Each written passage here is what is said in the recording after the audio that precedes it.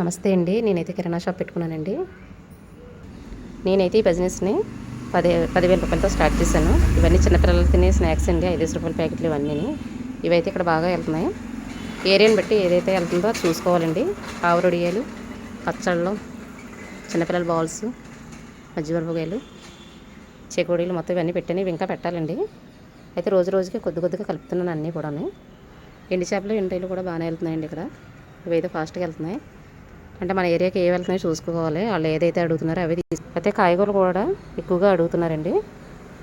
ఇవైతే 2 కేజీలు 3 కేజీలు మాత్రమే పెట్టాను. మరీ ఎక్కువ తెచ్చుకోకుండా ఏ రోజు ఆ రోజు అమ్మేసుకునేలాగా.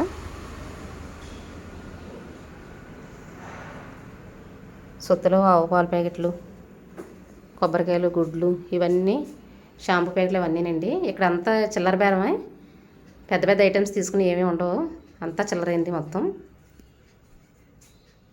ఇవన్నీ పిల్లల స్కేళ్ళు, పెన్నులు ఇవన్నీ ఏదైతే అడుగుతున్నారో చూసుకోవాలండి ప్రతిదీ కూడా.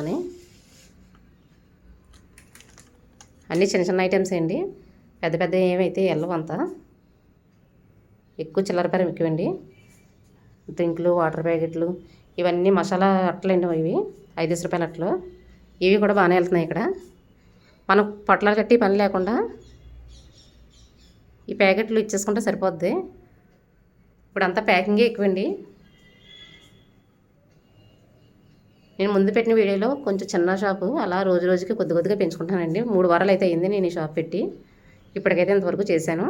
దీని పెట్టుబడి అయితే నేను రూపాయి తీయకుండా దీనికే పెడుతున్నానండి.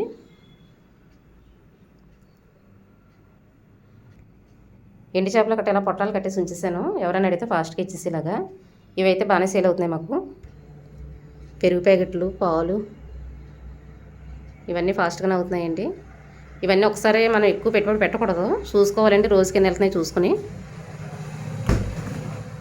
డ్రింకులు, సోడాలు మొత్తం అన్నీ కూడా అన్నీ పెట్టాను. ఇంకా చేస్తానండి, పెద్ద షాప్ చేస్తాను. ఇవన్నీ డ్రింకులు ఇన్నాళ్ళు అయితే మనకు సీసాలు వచ్చాయి. ఇప్పుడైతే అన్ని బాటిల్స్ అండి. 10 రూపాయల బాటిల్స్ ఇవే అండి. సోడాలు కూడా ఇలా బాటిల్స్ వచ్చినాయి మనకి. నిమ్మ సోడాలు కట్టాలి. సీసాలు అనేవి ఎక్కువ లేదండి. అవైతే లేవు. మాకు ఎండాకాలం వస్తే బాగా బిజినెస్ ఉంటుందండి ఇక్కడ. ఇలా కిరాణా షాప్ పెట్టాలని ఎన్నో రోజుల నుంచి అనుకుంటున్నాండి. ఆల్రెడీ మాది ముందు కిరాణా షాపే, మధ్యలో తీసేసాం మేము. మళ్ళీ స్టార్ట్ చేశాను. దీనే పెద్ద షాప్ చేయాలని అనుకుంటున్నాను. అంతేనండి. నచ్చితే లైక్ చేయండి, సబ్స్క్రైబ్ చేసుకోండి.